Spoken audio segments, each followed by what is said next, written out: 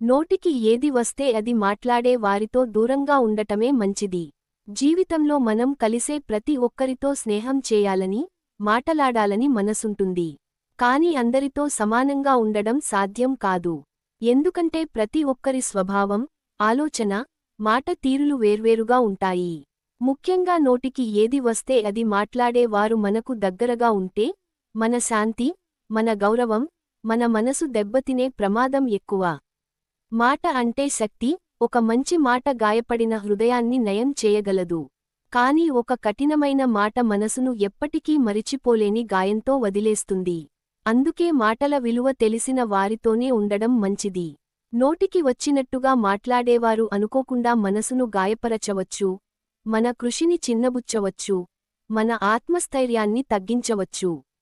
అటువంటి వారితో దగ్గరగా ఉంటే జరిగేది ఏమిటంటే, మనలో అనవసర ఆలోచనలు పుడుతాయి. మన ఆత్మవిశ్వాసం క్రమంగా తగ్గిపోతుంది.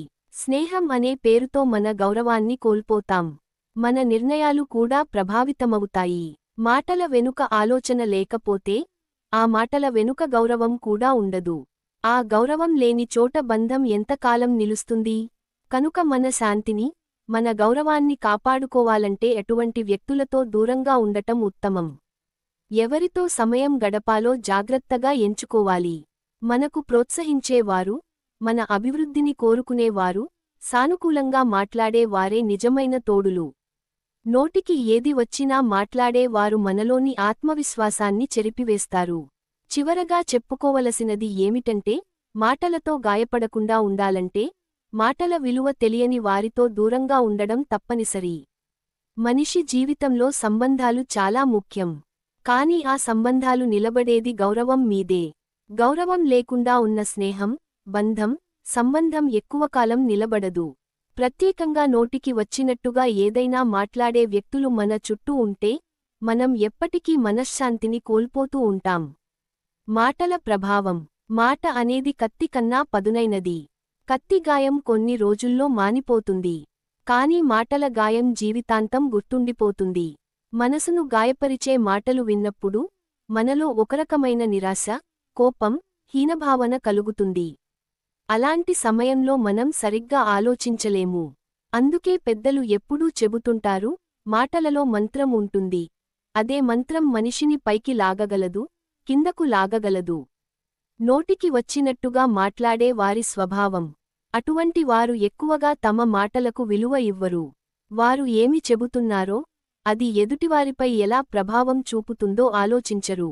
వారి దృష్టిలో సరదాగా చెప్పిన మాట, ఎదుటివారి హృదయాన్ని రగులగొట్టే అవకాశం ఉంది. వారు ఇతరుల గౌరవాన్ని పట్టించుకోరు. మన కష్టాన్ని తక్కువ చేసి మాట్లాడతారు. మన విజయాన్ని కూడా వ్యంగ్యంగా మార్చేస్తారు. స్నేహం అనే పేరుతో మనల్ని అవమానపరుస్తారు. అటువంటి వారితో దూరంగా ఉండటం ఎందుకు అవసరం? మన ఆత్మవిశ్వాసం కాపాడుకోవాలి. వారితో ఉంటే మనలో హీనభావం పెరుగుతుంది. మన శాంతి కాపాడుకోవాలి. ఎప్పటికప్పుడు వాగ్వాదాలు, అపార్థాలు వస్తాయి.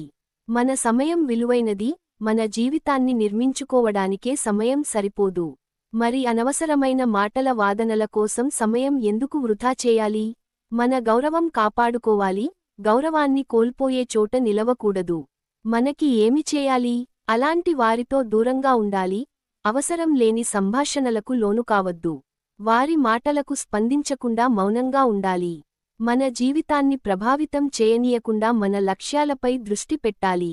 మనను ప్రోత్సహించే, మంచి మాటలు మాట్లాడే వారితోనే దగ్గరగా ఉండాలి. సారాంశం: జీవితం ఒక్కటే. మన మనశ్శాంతి కంటే విలువైనది ఇంకేమీ లేదు.